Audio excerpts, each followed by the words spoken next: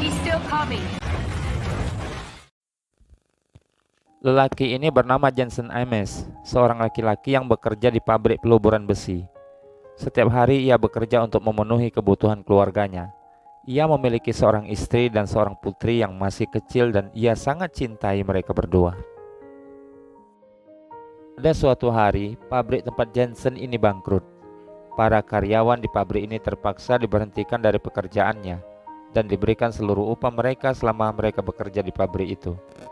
Namun di tengah pengambilan gaji mereka, entah mengapa tiba-tiba datanglah segerombol polisi untuk menutup tempat itu secara paksa. Para staf dan karyawan pun berhamburan melarikan diri, sedangkan yang lain melakukan perlawanan terhadap para polisi itu.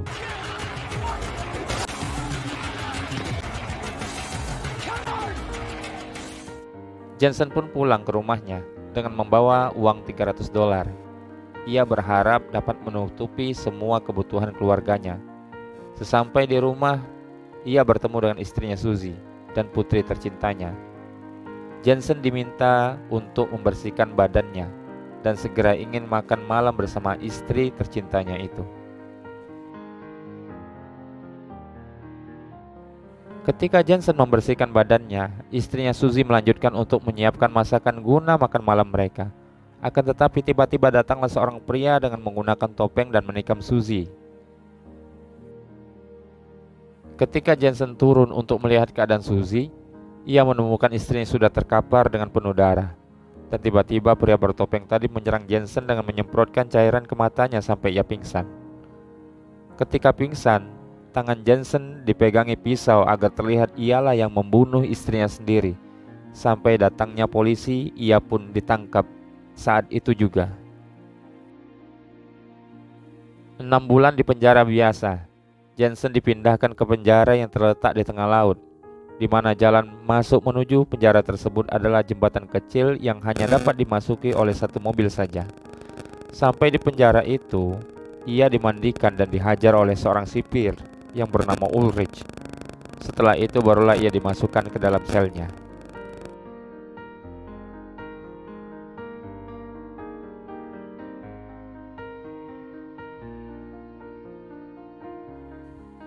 Di pagi harinya Jensen menyantap sarapan paginya. Akan tetapi tiba-tiba datanglah seorang yang duduk di depannya. Pria itu tanpa basa-basi langsung meludahi tempat makan Jensen yang masih penuh dengan makanan. Disusul dengan datanglah seseorang bernama Pachenko yang mengolok-olok Jensen sebagai pembunuh istri dan pemerkosa anak kecil.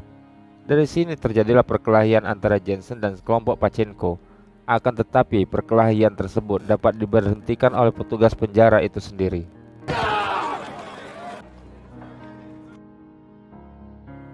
Akibat dari perkelahian yang melukai Pachenko, Jensen dibawa menuju ruangan seorang sipir wanita yang bernama Hennessy. Di dalam ruangan itu Jensen dibuka masa lalunya sebagai seorang pembalap jalanan, dan Hennessy ingin Jensen mengikuti balapan liar dan maut yang terdapat di dalam penjara itu sebagai Frankenstein. Awalnya Jensen tidak mau, akan tetapi dengan iming-iming kebebasan, Jensen terpaksa harus melakukannya.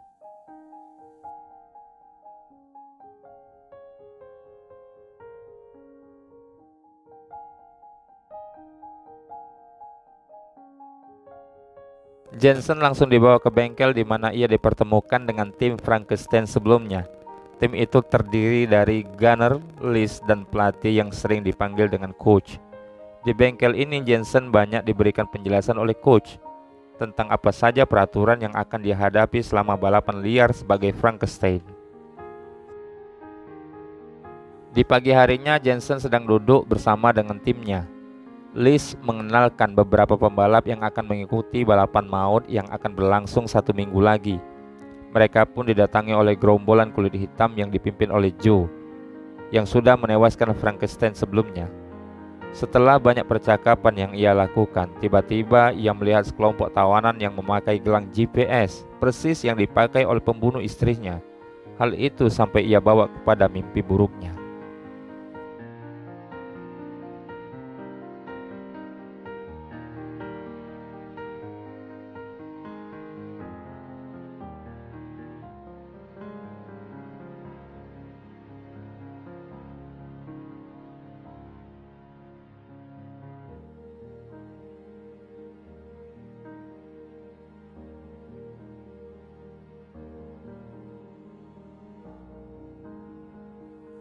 Di hari pertama perlombaan, Jensen sudah bersiap menjadi Frankenstein dan memakai atributnya.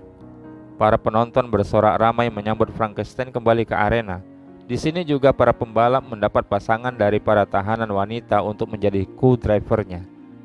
Di tim Frankenstein sendiri, co-driver adalah gadis yang bernama Case. Balapan pun dimulai, mobil-mobil sudah mulai dihidupkan. Balapan maut yang mempertaruhkan nyawa mendapat banyak respon dan penonton dari internet yang disaksikan secara live. Di sini awalnya Jensen masih belum terbiasa mengendarai mobil ini, akan tetapi ia mulai dapat beradaptasi dengan menyetir mobil dengan lebih baik lagi. Di balapan ini juga sudah ada yang menjadi korban dan tewas di tempat, salah satunya yaitu Siad yang terjepit kepala maut. Dan yang kedua adalah psikopat yang bernama Grim, ia ditabrak oleh Joe. Frankenstein sendiri dapat membunuh Travis, walau senjata pertahanannya sempat tidak berfungsi, kata Case. Namun ia mempunyai cara lain untuk membunuhnya.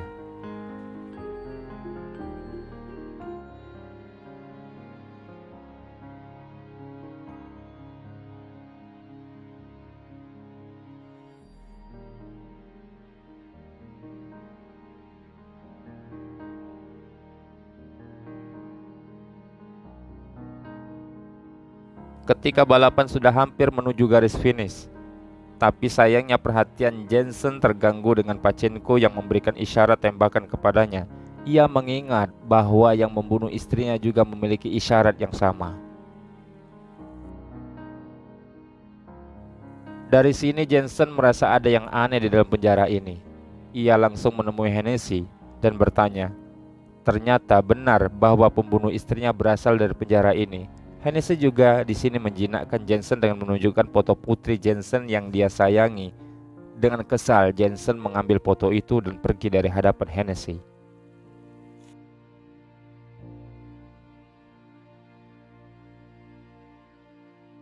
Di lapangan, Jensen bertanya kepada coach, apa mungkin Hennessy sengaja untuk membunuh istrinya dan menjadikan Jensen sebagai seorang tertuduh agar ia dapat mendapatkan gantinya Frankenstein?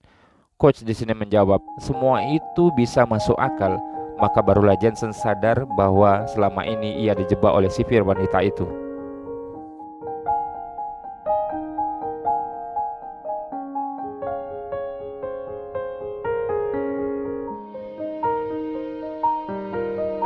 Pada malam hari ketika Jensen ikut serta dalam memperbaiki mobil mereka, Jensen melihat Pachenko lewat di hadapan bengkel. Seketika itu Jensen mengikutinya dari belakang. Namun sesampai di tempat Pachenko, ia langsung dikeroyok oleh pasukan Pachenko. Hampir saja Pachenko menghabisi Jensen. Tiba-tiba Liz datang menolongnya dengan menusukkan pena ke belakang Pachenko. Dan keadaan ini Jensen dapat membuat perlawanan terhadap pasukan Pachenko. Satu-satu anak buah Pachenko dilumpuhkan. Pachenko pun terluka parah. Ia mengatakan kalau Hennessy dan Ulrich terlibat akan pembunuhan istrinya. Hampir saja Jensen menghabisi Pachenko. Akan tetapi datanglah Ulrich yang menyetrum mereka berdua. Perkelahian pun dapat dihentikan.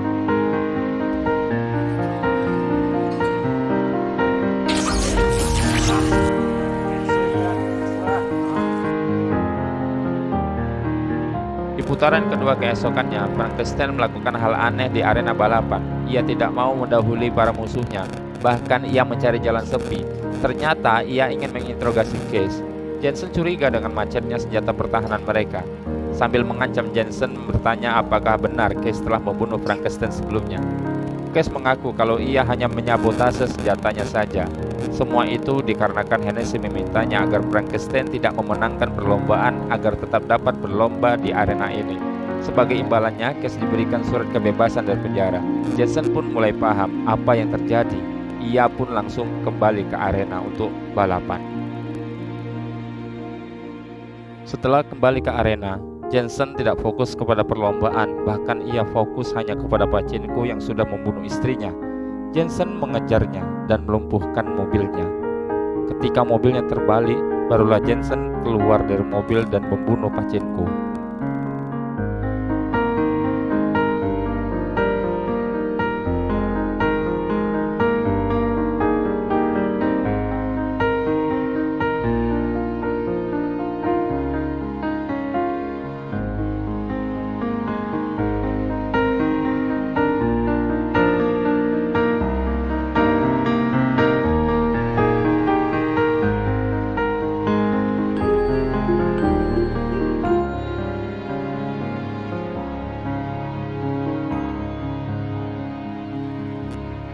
Hennessy yang kesal memerintahkan kepada pasukannya untuk melepaskan kapal perang guna menghancurkan semua pembalap.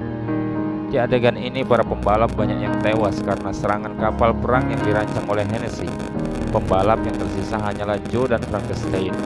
Di sini mereka berdua bekerja sama untuk menghancurkan kapal perang itu, dan kapal perang itu berhasil dihancurkan.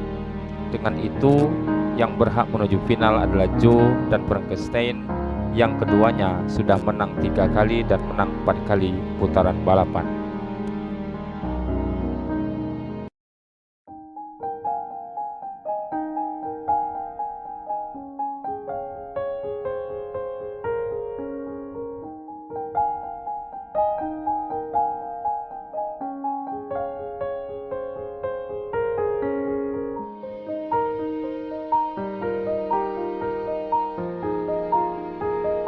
Di malam final, Jensen didatangi oleh rombongan Joe. Joe curiga kalau Frankenstein adalah Jensen. Jensen pun menyusul Joe ke bengkelnya untuk melakukan sebuah negosiasi tentang perlombaan final besok. Mereka ingin melakukan pertunjukan besar terhadap sipir wanita itu.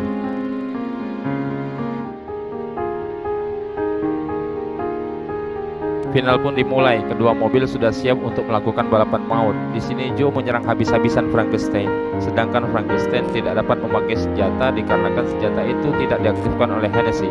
Sampai di satu sisi jalan, Joe melepaskan rudal RPG-nya yang menghancurkan pembatas jalan, dan akhirnya mereka berdua dapat melarikan diri dari pengawasan Hennessy.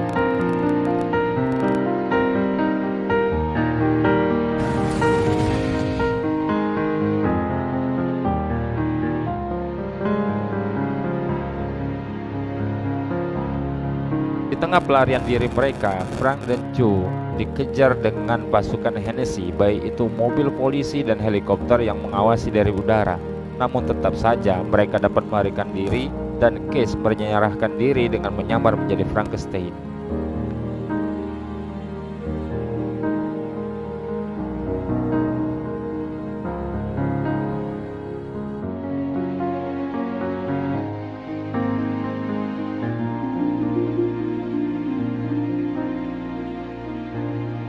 Jensen dan Joe dapat melarikan diri dengan selamat.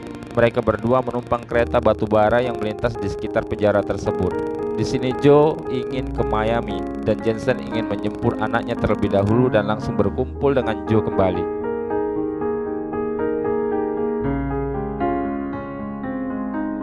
Hari berikutnya di penjara, Hennessy dan Ulrich merasa senang karena sudah mencapai puncak kejayaannya, yaitu pertunjukan mereka yang ditembus sampai 65 juta penonton.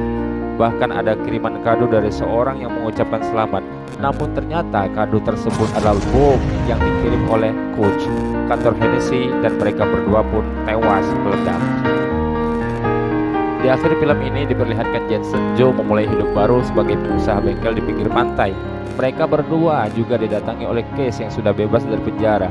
Mereka banyak bercerita tentang apa rencana sesudah ini, dan film pun selesai.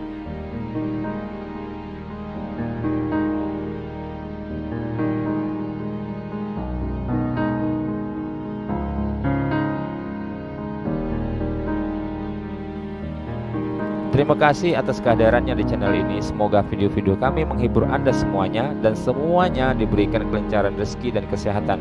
Jangan lupa tekan tombol subscribe, like agar channel ini terus berkembang. Wassalam.